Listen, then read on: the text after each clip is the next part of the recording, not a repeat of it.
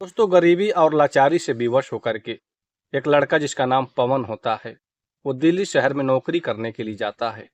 सपने बहुत बड़े थे, लेकिन दोस्तों, जो पवन था, जब वो कंपनी में काम करने के लिए पूछने के लिए जाता है, तो कंपनी के जो सिक्योरिटी गार्ड थे गेट पर ही बताते हैं कि बेटा, तुम्हें यहाँ कंपनी में 12 घंटा ड्यूटी करना पड़ेगा, वो भी काम बहुत मेहनत का है।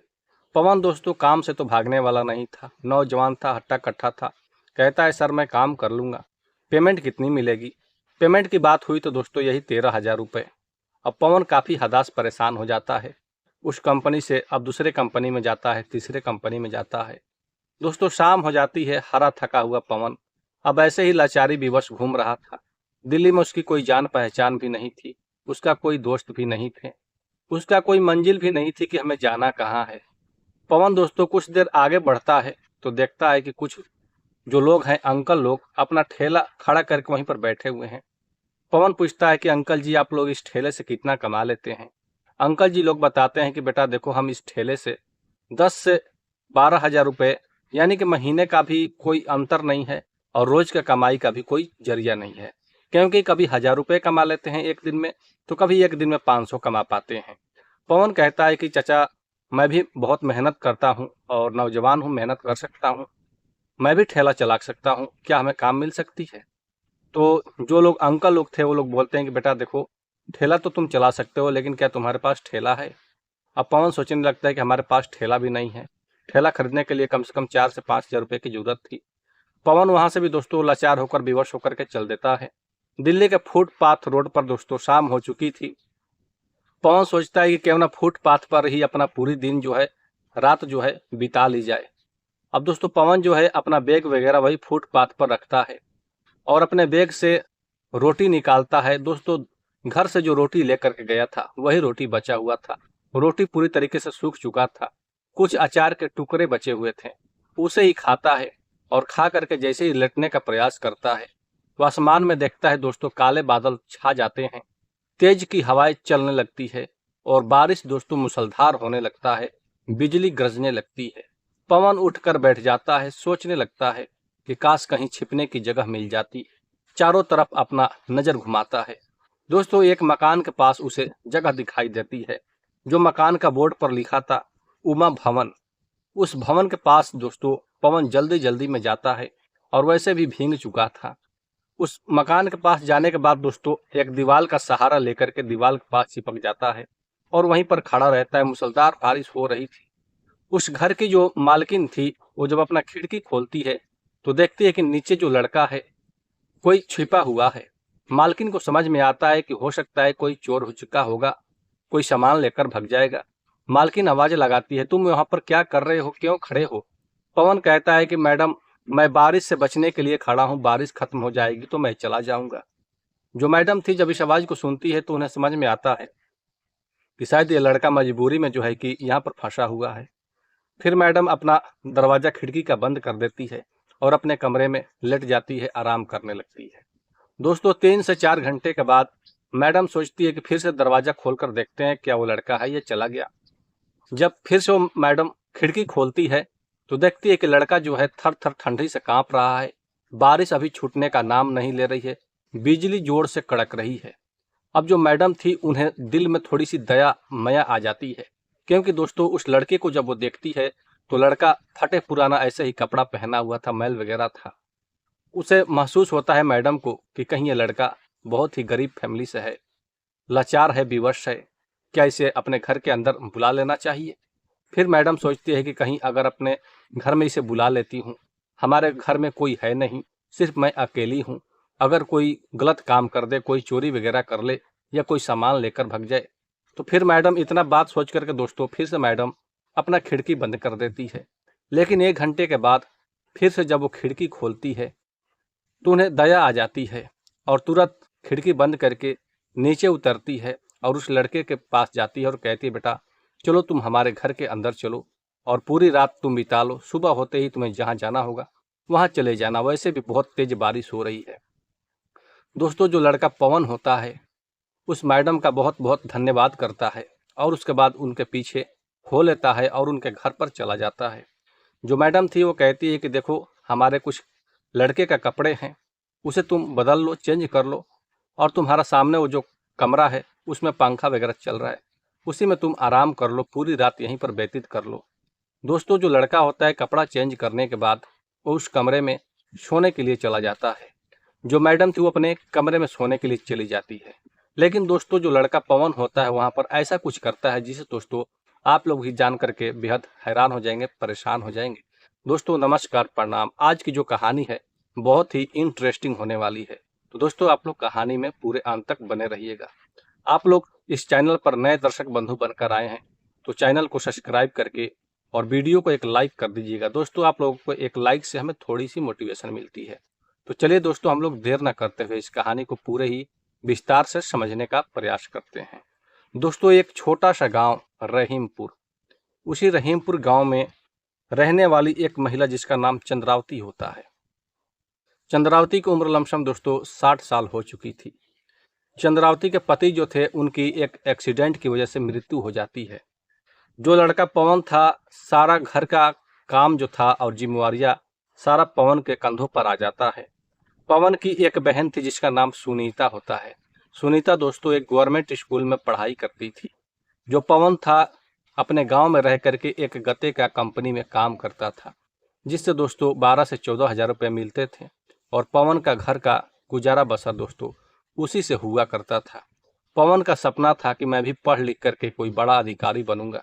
लेकिन दोस्तों उसके पिताजी के चले जाने के बाद पवन के सपने सारे टूट जाते हैं, क्योंकि पवन अगर पढ़ाई करता तो फिर घर में खाने के लिए अनाज के लाले पड़ने लगे थे। इसलिए पवन जो था अपना पढ़ाई छोड़ देता है। लेकिन दोस्तों जो उसकी बहन थी, उसकी अपनी बहन का पढ़ाई नहीं छोड़ने देता है और कहता है कि बहन तुम पढ़ो, हम तुम्हारे लिए हर संभव मेहनत करेंगे और तुम्हें पढ़ाने का प्रयास करेंगे। लेकिन दोस्तों एक दुख अभी टली नहीं थी कि दूसरा दुख सामने आ जाता है। जो पवन की माँ थी चंद्रावती, उनको एक दिन सीने में जोर से दर्द हो जाती है। पवन जो होता है चंद्रावती को अपनी माँ को लेकर के सरकारी सदर अस्पताल पहुंचता है। जांच वगैरह होता है जिससे पता चलता है कि चंद्रावती को चेस्ट कैंसर हो गया है। लंबा इलाज चलेगा, पैसा ज़्यादा लगेंगे। पवन अपनी माँ को लेकर घर पर चला आता है। कुछ दिन दवाई चलता है, चंद्रावती ठीक हो जाती है। लेकिन दोस्तों जो रोग था अंदर से बहुत ज़्यादा ग्रोथ यानी कि बढ़ रहा था।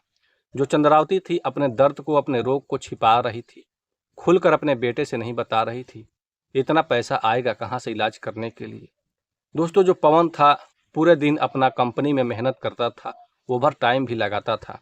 लेकिन दोस्तों जो चंद्रावती थी उनकी अचानक एक दिन तबीयत इतनी बिगड़ जाती है कि उनकी हालत ख़राब हो जाती है। जो पवन है दोस्तों कंपनी में काम कर रहा था। पवन की बहन सुनीता तुरंत कंपनी पहुंचती है और अपने भैया को बुला करके घर पर लाती है। कहती है भैया माँ का बहुत तबीयत खराब है, तुम जल्दी घर चलो।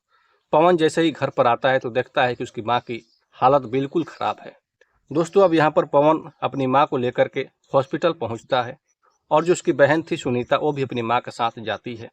हॉस्पिटल में पहुँचते ही दोस्तों कुछ जांच वगैरह, ब्लड जांच होता है, तरह तरह की जांचें होती है, जिससे पवन के पास जो भी 10-5 हज़ार रुपये थे वो ख़त्म हो जाते हैं। डॉक्टर लोग और पैसे का डिमांड करते हैं जिससे कि और कुछ काम था और पैसे लगने वाले थे।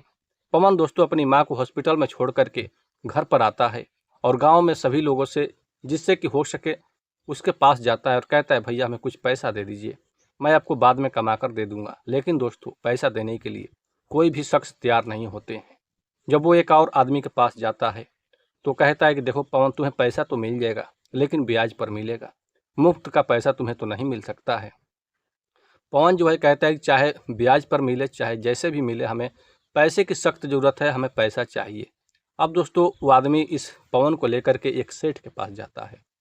जो सेठ था दोस्तों गांव के बहुत से लोगों को ब्याज पर पैसा दिया करता था। वहां से पवन जो होता है दोस्तों एक स्टाम्प पेपर पर सिग्नेचर, साइन सब कुछ होता है और इस पवन को 2 लाख रुपए सेठ जी दे देते हैं ब्याज के तौर पर। ब्याज भी उसका लगाया जाता है। अब पवन दोस्तों तुरंत हॉस्पिटल पहुंचता है और हॉस्पिटल पहुंच करके अपनी माँ के लिए जो भी जांच वगैरह, दवाई वगैरह था, सारा कुछ काम करता है, जिससे दोस्तों 2 लाख रुपए तो वहीं पर ख़त्म हो जाते हैं। पवन की माँ जो चंद्रावती रहती है वो 10 दिन तक दोस्तों हॉस्पिटल में एडमिट रहती है। 10 दिन के बाद उनको घर पर लेकर आया जाता है। उसके बाद दोस्तों जो दवा था और भी कुछ सामान था खरीदने के लिए पवन के पास अब बिल्कुल भी पैसे नहीं बचे थे, जिससे मजबूरी में दोस्तों पवन जो है सेठ से 2 लाख रुपए और ले लेता है और ले करके माँ के लिए दवा वगैरह जो भी था करने लगता है। अब दोस्तों इसी तरीके से 6 महीने का वक्त निकल जाता है। पवन फिर से अपना रोजमर्रा का काम जो था वो करने लगता है, कंपनी में जाकर काम करने लगता है। अब दोस्तों जो सेठ जी होते हैं जिससे वो पवन पैसा लिया था 4 लाख रुपए, वो 6 महीने के बाद पवन के घर पर आते हैं और पवन के माँ से चंद्रावती से कहते हैं कि आपका बेटा हमसे 4 लाख रुपए लिया है, कम से कम उसका ब्याज भी आप लोग दे दीजिए, हमें पैसे की ज़रूरत है।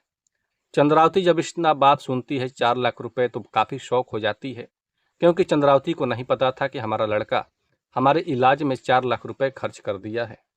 अब दोस्तों चंद्रावती कहते हैं कि सेठ जी हमारा लड़का तो गया है काम करने, शाम तक आएगा, तो आप शाम को ही आइएगा। सेठ जी चले जाते हैं। शाम होता है, जब पवन कंपनी से लौटकर घर पर आता है, जो चंद्रावती थी पवन की माँ अपने लड़के को काफ़ी डांटने लगती है और कहती है कितने पैसे की क्या ज़रूरत थी, तुम 4 लाख रुपए कहाँ से उस सेठ को दे पाओगे। हम अगर जानते कि तुम हमारे में इलाज में 4 लाख रुपए खर्च कर रहे हो तो शायद उससे पहले हम जहर खा लेती और तुम्हें इस 4 लाख रुपया देना भी नहीं पड़ता। आज ये 4 लाख रुपए का बोझ तुम्हारे कंधों पर है, तुम कहाँ से भरपाई कर पाओगे। छोटा मोटा सा एक घर है, इस घर पर भी सेठ जो है कब्जा कर लेगा। तभी दोस्तों सुबह होते होते जो सेठ होता है पवन के घर पर पहुंच आता है और पवन से कहता है कि पवन बेटा, तुम जो 4 लाख रुपए लिए हो उसका ब्याज मिला करके 50 से 60 हज़ार रुपये हो रहा है, तुम हमारा ब्याज का पैसा भी दे दो। पवन कहता है कि सेठ जी अभी तो हमारे पास पैसे नहीं हैं, आप 2-4 महीना रुक जाइए तो मैं आपका पूरा पैसा 1-1 रुपया दे दूंगा। सेठ जी कहते हैं कि 6 महीने के बाद तुम्हारे पास पैसा मांगने के लिए आया हूँ और तुम्हारे पास 60 हज़ार रुपये नहीं देने के लिए है, तो तू 6 महीने में क्या हमारा ब्याज सहित 5 से 6 लाख रुपया क्या लौटा पाएगा। पवन कहता है कि सेठ जी चाहे कुछ भी करना पड़े, हमारे अपने शरीर का हर वो एक अंग बेच दूंगा, लेकिन मैं आपका पैसा 1 भी रुपया बकाया नहीं रखूंगा। सेठ जी वहां से अपने घर को चले जाते हैं। जो पवन होता है वो अपनी बहन सुनीता से कहता है कि बहन तुम हमारे लिए कपड़ा हमारा तुम रेडी करो, बैग में पैक करो और कुछ अगर खाने के लिए देना है तो कुछ खाना बनाकर हमारे बैग में डाल दो। मैं शहर जाना चाहता हूँ, क्योंकि शहर में जो भी लोग जाते हैं तो अच्छा पैसा कमाते हैं। दोस्तों जो चंद्रावती थी जब इतना बात सुनती है कि हमारा बेटा शहर जाने वाला है, तो चंद्रावती कहती है कि पवन बेटा तू आज तक तो शहर गया नहीं और फिर शहर में तुम्हारा कोई जान पहचान भी नहीं है, तू शहर जाकर क्या ही कर लेगा। पवन कहता है कि माँ मैं जवान हूँ, हट्टा कट्ठा हूँ, मेहनत करूंगा, पैसा कमाऊंगा और जो भी 4 लाख रुपए ये कर्ज है मैं सेठ के मुंह पर ले जाकर उसका पैसा लौटा दूंगा। चंद्रावती दोस्तों काफ़ी परेशान हो जाती है, उनके आंखों में आंसू आ जाते हैं, रोने लगती है। पवन जो होता है जैसे उसका बैग वगैरह सामान सब पैक हो जाता है तो दोस्तों पवन अपनी माँ का चरण छूता है, आशीर्वाद लेता है और अपने घर से निकल पड़ता है। पवन स्टेशन पहुंचता है, ट्रेन पकड़ता है दोस्तों नई दिल्ली के लिए और पवन दिल्ली निकल जाता है। दिल्ली दोस्तों जैसे ही पहुंचता है तो पवन के लिए दोस्तों वहां पर एकदम अजनबी जैसा था, कोई जान पहचान नहीं, कोई सुराग नहीं। किसी किसी से पूछता है कि यहाँ पर कोई इंडस्ट्रियल एरिया है क्या जहाँ पर कंपनी हो, काम मिल जाए, तो बहुत से लोग बताते हैं। तो दोस्तों जो पवन होता है उस कंपनी के साइड जहाँ पर कंपनी में एरिया में कंपनी उस एरिया में दोस्तों जाता है, बहुत से कंपनी में पूछता है, लेकिन दोस्तों सभी कंपनी में यही बोला जाता था कि 12,000 से 13,000 रुपये मिलेंगे, 12 घंटा ड्यूटी करना पड़ेगा। पवन सोचता है कि सेठ को भी हमें पैसा देना है, माँ का इलाज में भी पैसा लगाना है और ये 12 से 13,000 रुपये में मैं क्या ही कर लूँगा। पवन उदास होकर के वहाँ से आगे बढ़ने लगता है। रास्ते में कुछ अंकल लोग जो थे वो अपना ठेला खड़ा करके चौक पर बैठे हुए थे। पवन पूछता है कि अंकल जी आप लोग इस ठेले से कितना पैसा कमा लेते हैं। जो अंकल जी लोग थे वो लोग बताते हैं कि बेटा देखो, इस ठेले से हमारी इनकम की कोई एकमात्र स्रोत नहीं है, बल्कि इस ठेले से हम रोज का 500 भी कमा सकते हैं और रोज का 1,000 रुपये भी कमा सकते हैं। पवन कहता है कि अंकल जी मैं तो जवान हूँ, मेहनत का काम कर सकता हूँ, क्या मैं भी ठेला चला सकता हूँ। अंकल जी लोग कहते हैं तुम्हारे पास ठेला है तो तुम कल से चले आना यहीं पर। अब दोस्तों मजबूरी पवन की यह रही है कि पवन के पास उसका अपना कोई ठेला नहीं था, न ही उसके पास पैसे थे कि वो ठेला खरीद ले। पवन दोस्तों वहां से भी निराशा होकर के आगे बढ़ने लगता है। शाम हो जाती है, करीब करीब 7 बज जाती है। पवन को जोर से भूख लग जाती है। पवन दोस्तों 4 लाइन जो रोड होता है दिल्ली के सड़कों के किनारे, जो फुटपाथ होता है उसी फुटपाथ पर जाकर बैठ जाता है और अपने बैग से सूखी रोटियां निकालता है, क्योंकि दोस्तों 3 से 4 दिन का रोटी बनाया हुआ वो तो सूख ही जाएगा। सूखी रोटियां थी, एक अचार का छोटा सा टुकड़ा था, उसे ही खाता है। और खा करके जैसे ही दोस्तों लेटने का प्रयास करता है तो आसमान में देखता है तो काले बादल छा जाते हैं। तेज से दोस्तों बिजली कड़कने लगती है, हवाएं बहने लगती है, बारिश दोस्तों मूसलाधार होने लगती है। जो पवन है उठकर बैठ जाता है, सोचने लगता है कि काश कहीं छिपने की जगह मिल जाती। दोस्तों पवन जैसे ही नजर घुमाता है तो एक मकान के पास छज्जा टाइप का निकला हुआ था, उसी दीवार के पास दौड़ कर जाता है और वहीं दोस्तों दीवार में डुबक करके खड़ा हो जाता है। बारिश बहुत तेज कड़ाके की हो रही थी। उस मकान की जो मालकिन थी वो अपना खिड़की जब खोलती है बाहर का नज़ारे देखने के लिए तो उस लड़के को पर भी उसका नज़र चला जाता है। मालकिन अपने मन में सोचने लगती है कि कोई चोर तो नहीं है यहाँ पर खड़ा है। मालकिन आवाज़ लगाती है कि तुम यहाँ पर क्यों खड़े हो। लड़का कहता है कि मैडम बारिश बहुत तेज से हो रही है, बारिश जैसे ही खत्म हो जाएगी तो मैं यहाँ से चला जाऊँगा। जो मैडम थी वो अपना खिड़की बंद कर लेती है। लेकिन दोस्तों यहाँ पर जो पवन था काफ़ी दोस्तों ठंड से कांप रहा होता है। मैडम दोस्तों कुछ देर के बाद जैसे ही फिर से अपना खिड़की खोलती है तो देखती है कि पवन जो है थर थर थर थर कांप रहा है और ऐसे ही दोस्तों घुड़ुक करके बैठा हुआ है। मैडम सोचती है कि हमारे घर में कोई है नहीं, न जाने अजनबी लड़का है, चोर है, क्या है, हमारे घर से अगर कोई सामान लेकर भाग जाए तो फिर मैडम दोस्तों इतना बात सोचकर फिर से अपनी खिड़की को बंद कर देती है। यहाँ पर दोस्तों मैडम को भी नींद नहीं आ रहा था। फिर मैडम को थोड़ी सी दया आ जाती है कि है तो एक इंसान ही है, वैसे भी वो ठंड से कांप रहा है, बारिश बहुत तेज से हो रही है, बिजली कड़क रही है, क्यों ना आज रात इसे अपने घर में शरण दे दिया जाए। दोस्तों जो मैडम थी वो अपना घर के नीचे जाती है और दरवाज़ा खोलती है। कहती है कि बेटा आओ, आज पूरी रात हमारे घर में तुम बिता लो, कल सुबह तुम्हें जहाँ भी जाना होगा चले जाना। पवन दोस्तों उनके घर में जाता है। मैडम जो थी वो कहती है कि देखो तुम्हारे कपड़े काफ़ी गिल्ले हैं, हमारे लड़का का कुछ कपड़ा है तुम्हें दे रही हूँ और अपना कपड़ा चेंज कर लो और हमारे उस सामने वाला रूम में जा करके तुम सो जाओ। दोस्तों अब उसे कपड़ा दिया जाता है, पवन अपना कपड़ा चेंज करता है और जो सामने वाला कमरा था उसमें पंखा चल रहा था, उसी में जा करके लेट जाता है। रात बीत जाती है, सुबह हो जाता है। जो मैडम थी दोस्तों, मैडम इस लड़के के लिए खाना बनाती है और खाना बना करके पवन को खाना देती है खाने के लिए। पवन खाना खाता है और सारी जो अपबीती है वो बताने लगता है। कहता है कि मैडम हमारे घर पर हमारी माँ बीमार है, उनको चेस्ट कैंसर हो गया है, हमने सेठ से 4 लाख रुपए लिए हैं, उसका सूद ब्याज मिला करके 6 लाख रुपए बन रहा है। मैं आया हूँ दिल्ली में नौकरी करने के लिए, कोई भी मेहनत का काम हो मिल जाए मैं करने के लिए तैयार हूँ, लेकिन हमें पैसा कमाना है। मैडम जो थी वो कहती है कि देखो बेटा अगर तुम्हें काम करना है तो हमारा अपना गाड़ी का गैराज है जहाँ पर बहुत से वर्कर काम करते हैं, और तुम अगर कोई और काला जानते हो तो उसके बारे में भी बताओ। जो लड़का है पवन कहता है कि मैडम मैं 4 चक्का गाड़ी भी अपने गांव में चलाता हूँ। मैडम जो थी वो कहती है कि देखो तुम अपने गांव में 4 चक्का गाड़ी चलाते थे, लेकिन ये दिल्ली शहर है, यहाँ पर रोड पर बहुत ज़्यादा ट्रैफिक होती है और तुम दिल्ली शहर में लगता है गाड़ी नहीं चला पाओगे। अब दोस्तों यहाँ पर जो मैडम होती, मैडम उस लड़के से कहती है कि हमारा भी 4 चक्का गाड़ी है, क्या तुम चला सकते हो। पवन लड़का कहता है कि हाँ मैडम मैं आपका गाड़ी चला सकता हूँ। दोस्तों अब यहाँ पर पवन जो होता है उनके गैराज पर काम करने के लिए रेडी हो जाता है। जो मैडम थी कहती है कि चलो। अब दोस्तों पार्किंग में गाड़ी लगाई हुई थी, जो मैडम थी पवन को चाबी देती है और कहती है कि पार्किंग से गाड़ी निकालो। पवन दोस्तों चाबी लेकर के जाता है, पार्किंग से बाइक करके गाड़ी निकालता है बाहर। उसके बाद जो मैडम थी वो आगे सीट पर बैठ जाती है, अपना सीट बेल्ट लगा लेती है। पवन से कहती है कि तुम भी सीट बेल्ट लगा लो, वरना जो है कि दिल्ली शहर है, यहाँ पर कभी भी जो है कि चालान कट सकता है। अब दोस्तों पवन भी अपना सीट बेल्ट लगाकर गाड़ी आगे बढ़ाने लगता है। जो मैडम गाड़ी में बैठी हुई थी वो देखना चाहती थी कि पवन सही तरीके से गाड़ी चलाता है भी या नहीं, इसलिए जो मैडम थी उस लड़के पवन से कभी गली में लेकर के चलने को बोलती तो कभी फुटपाथ की तरह, कभी उबड़ खाबड़ रास्ते पर। तो इस तरीके से मैडम देखना चाहती थी कि पवन को गाड़ी सही में चलाने आता है या नहीं।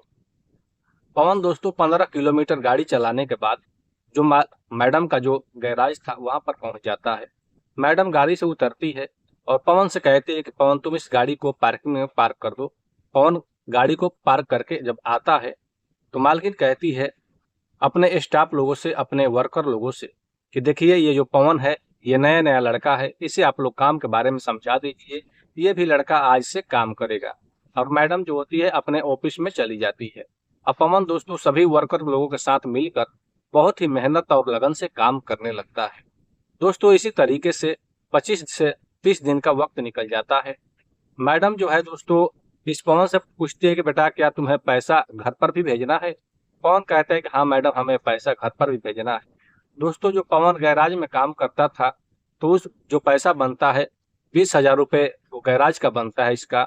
और जो मैडम का गाड़ी चलाता था प्रतिदिन घर पर लाना और ले जाना, तो इसका 10,000 रुपया, यानी कि दोस्तों महीने का 30,000 रुपया बनता है। और जो मैडम थी इस पवन को 10,000 रुपये और एक्स्ट्रा दे देती है, तो पैसा हो जाता है दोस्तों 40,000। तो उस 40,000 को दोस्तों जो पवन है अपने घर पर भेजता है और अपनी बहन सुनीता से कहता है कि बहन सुनीता, तुम्हारे अकाउंट पर हमने 40,000 रुपये भेजे हैं, उस पैसे को निकाल करके और तुम उसमें से 30,000 रुपये सेठ को दे देना, और 10,000 रुपये जो बचेगा वो अपने घर पर खर्च के लिए तुम रख लेना। अब दोस्तों जो सुनीता थी वैसा ही काम करती है। जब सेठ के पास एक ही महीना में 30,000 रुपये जाते हैं, तो सेठ भी चौंक जाता है, परेशान हो जाता है कि आखिर पवन क्या करने लगा कि हमें एक ही महीने के अंदर 30,000 रुपये हमें पेड कर दिया। सेठ को विश्वास हो जाता है कि अब पवन जो है हमारा पैसा दे ही देगा। लेकिन दोस्तों जो पवन था वो बहुत ही मेहनत और ईमानदारी के साथ उस मैडम के साथ मिलकर काम कर रहा था। जो मैडम थी जब घर पर शाम के समय में आती, तो पवन से बताती थी कि बेटा देखो, तुम भी हमारा जो हो बेटे ही हो, लेकिन हमारा जो बेटा और बहू है वो हमारे पास नहीं रहते हैं। वो लोग अपना मुंबई शहर में रहते हैं, हमारे पास कभी आते ही नहीं हैं। जो बहू है बहुत ही झगड़ालू टाइप की है, हमसे अक्सर वो झगड़ा करती रहती है। इसलिए दोस्तों जो मैडम थी वो अपना खाना खुद से ही बनाती थी। जो पवन था वो कहता है कि मैडम आप खाना मत बनाइए, मैं ही खाना बना देता हूँ। लेकिन दोस्तों जो मैडम थी वो कहते कि नहीं बेटा, मैं तुम्हें खाना नहीं बनाने दूंगी, बल्कि खाना मैं ही बना सकती हूँ। खाना बन जाने के बाद दोस्तों जो मैडम जी है वो पवन को खाना देती है खाने के लिए। पवन खाना खाता है और अपने कमरे में सोने के लिए चला जाता है। जो मैडम थी वो भी अपना खाना खाती है और अपने कमरे में सोने के लिए चली जाती है। पवन अपना कमरे में जैसे ही कपड़ा चेंज कर रहा था कि दोस्तों चिल्लाने की आवाज आने लगती है। मैडम के कमरे से आवाज आ रही थी। पवन तुरंत दौड़ा भागा कमरे के पास जाता है, तो देखता है कि मैडम जो है फर्श पर गिरकर छटपटा रही है। पवन दोस्तों तुरंत उनको उठाता है और अपने 4 चक्का गाड़ी में डालता है और लेकर हॉस्पिटल पहुंच जाता है। उस समय तक जो मैडम थी बेहोश हो चुकी थी। अब जैसे ही हॉस्पिटल पहुंचता है तो जो अस्पताल के स्टाफ लोग थे उनसे पवन रिक्वेस्ट करने लगता है कि आप जल्द से जल्द इनका इलाज जो है आप लोग शुरू कर दीजिए। लेकिन उसमें से कुछ स्टाफ लोग जो थे वो लोग पवन से एडवांस कुछ पैसा जमा कराने की बात कह रहे थे। पवन के पास जो भी पैसे थे वो जमा करता है और कहता है कि देखो भाई, ये जो मैडम है तुम्हारा पैसा पूरा दे देगी, बस इनका इलाज तुम शुरू कर दो। अब मैडम का इलाज भी शुरू हो जाता है। जैसे ही दोस्तों सुबह होता है तो मैडम को जब होश आता है, तो मैडम अपने आप को जब हॉस्पिटल में पाती है तो कहते हैं कि पवन बेटा तुम हमें कहाँ लेकर के आए हो? पवन कहता है कि आपका तबीयत खराब हो गया था, आप चिल्ला रही थी, छटपटा रही थी और थोड़ी ही देर में आप बेहोश हो गई। तभी दोस्तों जो मैडम है वो कहती है कि बेटा तुम आज अगर नहीं रहते तो शायद मैं इस दुनिया में आज नहीं रहती।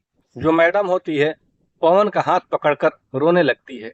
कहती है कि हमारा बेटा तो है लेकिन वो मुंबई रहता है, अगर काश आज तुम नहीं होते तो शायद लगता है कि मैं भी इस दुनिया में जीवित नहीं होती। अब दोस्तों पवन जो है मैडम को लेकर घर पर चला आता है और फिर से जो रोजमर्रा का काम था उसमें लग जाता है।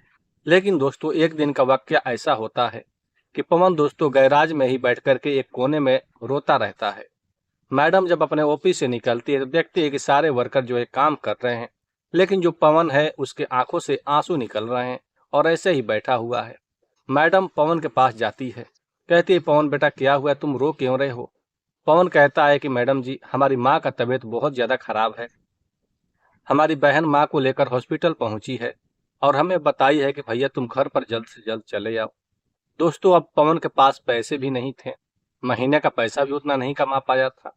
मैडम कहती है कि पवन बेटा तुम घबराओ मत, हम तुम्हें पैसा देते हैं, तू अपने गांव चला जा। मैडम दोस्तों इस पवन को 50 से 60 हजार रुपए देती है और उसके बाद पवन वहां से अपने घर के लिए निकल जाता है। घर पर आता है तो घर पर तो कोई था नहीं। हॉस्पिटल जाता है तो देखता है कि उसकी माँ जो है दोस्तों आईसीयू में भर्ती है। वहां पर जाते जाते पवन दोस्तों, जो भी स्टाफ लोग थे, डॉक्टर लोग थे, वो लोग कहते हैं कि आप पहले पैसा पेमेंट जो है जमा कर दीजिए, आपकी जो माँ है वो 2 दिन से आईसीयू में भर्ती है। पवन दोस्तों अपने पास से 40,000 रुपये आईसीयू का चार्ज भरता है। उसके पास बाद अपने माँ से मुलाकात करने के लिए जाता है। दोस्तों 8 से 10 घंटे के बाद पवन की जो माँ होती है इस दुनिया को छोड़कर चली जाती है। पवन अपनी माँ का जैसे तैसे अंतिम संस्कार करता है।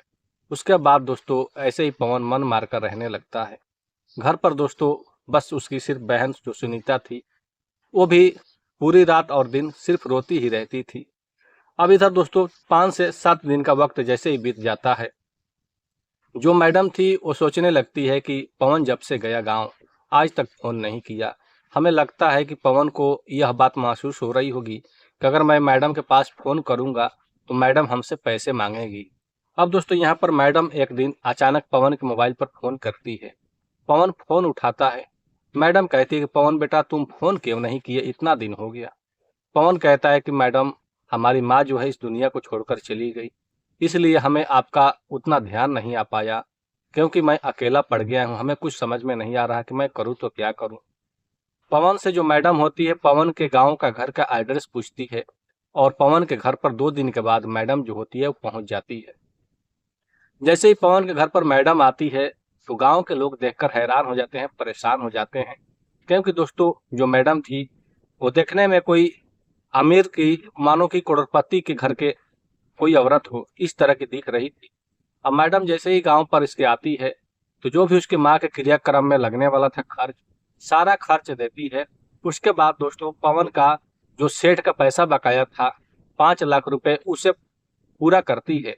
उसके बाद मैडम कहती है कि पवन बेटा तुम हमारे साथ चलो, तुम वहीं पर रहना, तुम अपनी बहन को भी ले लो। दोस्तों जो पवन होता है अपनी बहन सुनीता के साथ, मैडम के साथ दोस्तों दिल्ली चला जाता है। दिल्ली में दोस्तों अब मैडम के गैराज में पवन काम करने लगता है। जो सुनीता थी वो अपने घर में मैडम के साथ घर का काम करती थी। दोस्तों सुनीता एक बेटी की तरह और जो पवन था वो एक बेटा की तरह उस घर में हो जाते हैं। पवन दोस्तों काम करते करते इतना काम सीख लेता है कि एक इंजीनियर का भी दोस्तों उसके साथ मुकाबला नहीं कर पाते हैं। पवन दोस्तों पूरे गैराज का काम संभालने लगता है। और इधर जो मैडम थी दोस्तों, उसकी बहन जो सुनीता थी, सुनीता की बहन का शादी धूमधाम से अच्छे से घराने में कर देती है। और जो पवन था उसका भी शादी हो जाता है और जो बहू है दोस्तों घर में चली आती है। आज जो मैडम है दोस्तों एक सुखी जीवन, संपन्न जीवन जी रही है। तो दोस्तों ये रही कुछ ऐसी कहानी, ताकि दोस्तों किसी भी इंसान को अगर कोई भी लोग जब भी उसे मेहनत या परिश्रम से या फिर किसी भी तरह से हेल्प करता है, मदद करता है, तो शायद कभी आने वाले समय में उसे भी हेल्प और मदद मिलती है। तो दोस्तों यह रही कुछ ऐसी कहानी। दोस्तों आप लोगों को कहानी पसंद आई हो तो वीडियो को लाइक कर दीजिएगा। चैनल पर नए दर्शक बंधु हैं तो चैनल को सब्सक्राइब कर लीजिएगा। दोस्तों कहानी में जो कुछ भी हमने आपको बताया, अगर आपको थोड़ा सा भी इसमें कुछ बातें इधर उधर की लगी तो आप लोग कमेंट सेक्शन में अपनी राय अवश्य दे सकते हैं। दोस्तों मिलते हैं फिर से एक नेक्स्ट स्टोरी में। बहुत बहुत धन्यवाद।